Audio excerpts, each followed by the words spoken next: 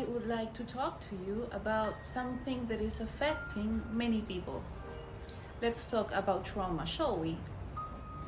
From a medical perspective, the understanding of trauma revolves around PTSD. If you have been in a car accident, if you have experienced assault, if you have been attacked, if you have been robbed, if you have been in a war zone, in these kind of situations, you probably would have experienced a very intense, overloading emotional experience, which means you may have experienced trauma. A complementary perspective includes very subtle experiences that can also be traumatic, in the sense that they may have impacted, shaken, or shattered you. These may not be as obvious, but still you may have experienced trauma. I consider my work to be integrative because I understand the traumatic experience from a soul perspective. That is to say, if you experienced a situation that was too much for your nervous system to cope with, and for your soul to process and integrate naturally at the time it happened, it is most likely that you may have experienced trauma. Contemporary psychology talks about dissociation in the face of trauma as the splitting of the psyche to protect you during shock.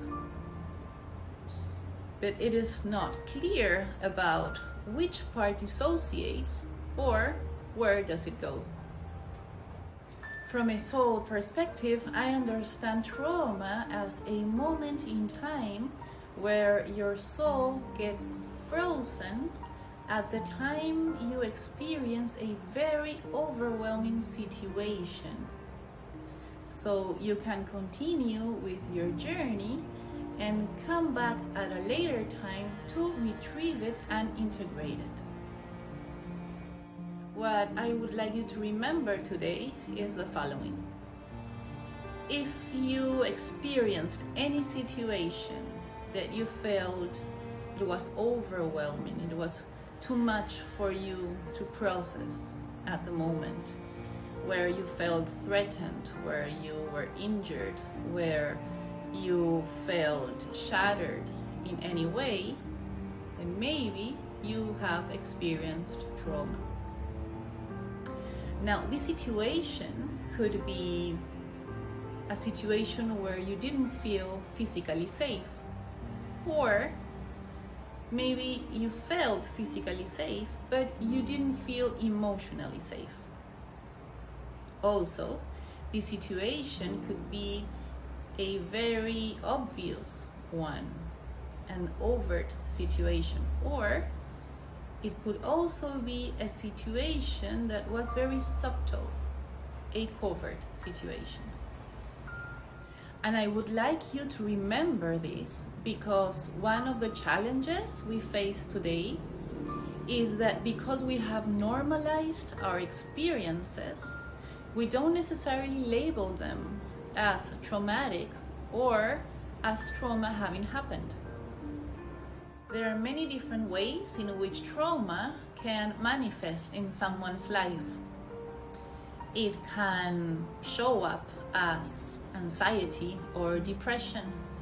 It can affect someone's physical life, leading to chronic pain.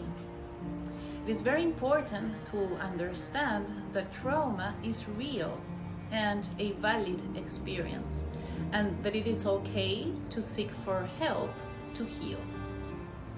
If you are unsure whether you have experienced trauma, it can be of help to talk to a professional to process and understand your experiences.